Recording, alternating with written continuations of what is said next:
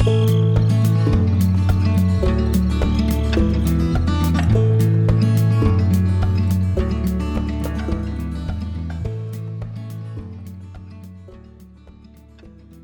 he promised us. From the moment Donald J. Trump descended the escalator at Trump Tower, our hearts and prayers were with him. We're the hardworking conservative Americans that took all that we stood for, all that we'd hoped for, all that was promised to us, and we backed this brash, big-talking businessman in his bid to lead us into the future.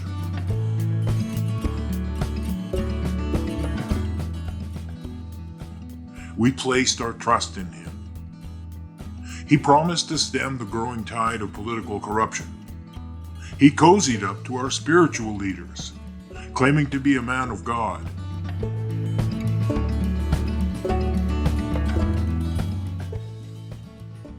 As a television personality, we believed that he was a powerful, effective manager, and his apparent wisdom, experience, and confidence gave us hope.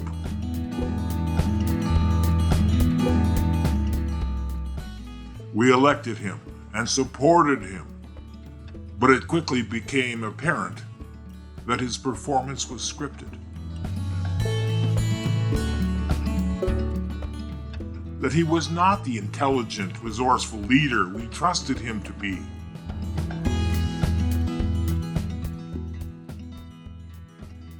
He was actually but a TV reality show pretender, and we were willing supporters of his bold-faced claims, most of which lacked substance, and all of which came from an enthusiastic but desperate confidence man.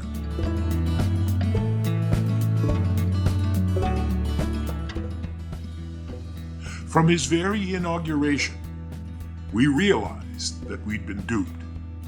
He wasn't the self-made billionaire he bragged about.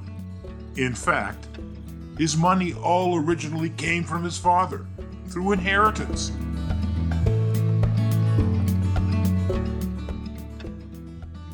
He took his father's hard-earned cash and backed poorly thought out and horribly executed business plans. Casinos, steaks, wine, he bankrupted each and every one.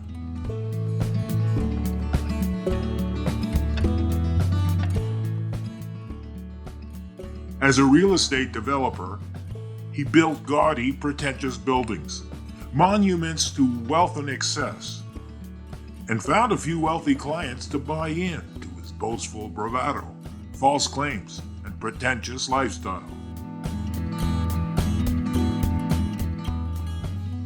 But the majority of his real estate business came not from legitimate, though classless, wealthy clients, but rather through foreign oligarchs, hustlers, racketeers, and drug lords that bought his lavish, pretentious condos and properties at inflated prices, only to have some of the proceeds funneled back to them through offshore transactions, giving them a nice condo and a gigantic trove of laundered money. This gave the Trump crime family lots of profits and a track record that demonstrated profitability.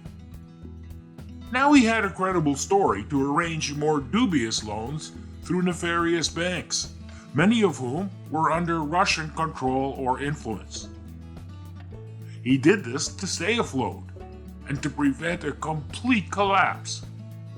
His empire grew, and through elaborate criminal frauds, using his well-documented mob lawyer, he stiffed suppliers, leaned on contractors, and refused to pay creditors, many of whom abandoned their claims when faced with threatening gestures and long-involved court cases.